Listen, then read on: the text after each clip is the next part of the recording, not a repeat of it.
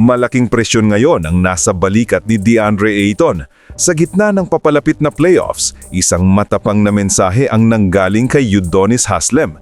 Ipagpatuloy mo lang ang ginagawa mo dahil ngayon kakailangan ng Lakers.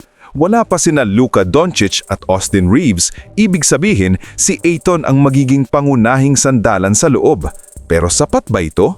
At kaya ba ng Lakers makalusot sa first round kung ang makakaharap nila ay Timberwolves or Rockets?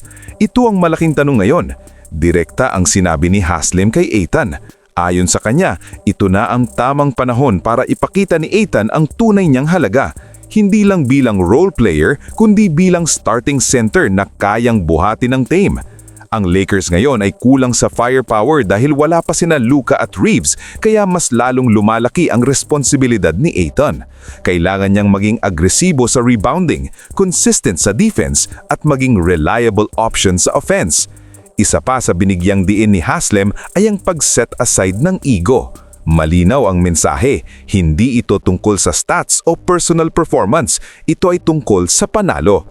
Kung gusto ni Ayton patunayan na karapat-dapat siyang maging starting center ng Lakers, kailangan niyang ipakita ito sa playoffs. Hindi sapat ang maganda lang ang laro, kailangan niyang mag-impact sa bawat possession. Ngayon, tingnan natin ang posibleng starting five ng Lakers sa first round playoffs. LeBron James, Marcus Smart, Luke Kennard, Rui Hachimura at DeAndre Ayton.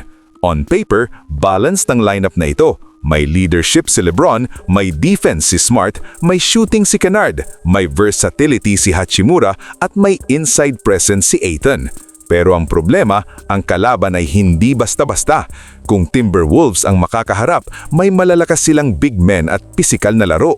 Doon masusubok si Ayton kung kaya niyang makipagsabayan sa loob. Kung Rockets naman, mabilis ang tempo at explosive ang guards. Ibig sabihin, kailangan ng Lakers ng solid rim protection at rebounding na si Ayton ang inaasahang magbibigay. Kaya maraming analysts ang nagtatalong, sapat ba ang lineup na ito para makalusot? Malaki ang pressure kay LeBron pero hindi niya kayang gawin mag-isa. Kailangan niyang may katulong sa loob at dito papasok si Ayton. Kung magiging consistent siya, may chance ang Lakers. Pero kung hindi, delikado sila kahit sino pa ang makalaban nila. Sa totoo lang, ito ang moment ni Ayton. Ito ang pagkakataon niyang baguhin ang narrative sa kanyang career. Hindi lang siya magiging supporting player, kundi magiging susi sa playoff run ng Lakers.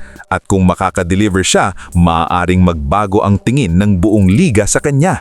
Ngayon, Lakers fans, kayo ang tatanungin ko. Sa tingin niyo ba kaya ni DeAndre Ayton buhatin ng Lakers habang wala sina Luka at Reeves? At sa lineup na ito, kaya ba nilang makalusot sa first round laban sa Timberwolves or Rockets? Comment nyo sa baba ang opinion nyo. Kung nagustuhan nyo ang ganitong analysis, huwag kalimutang i-like ang video, mag-subscribe at pindutin ang notification bell para updated kayo sa lahat ng Lakers stats.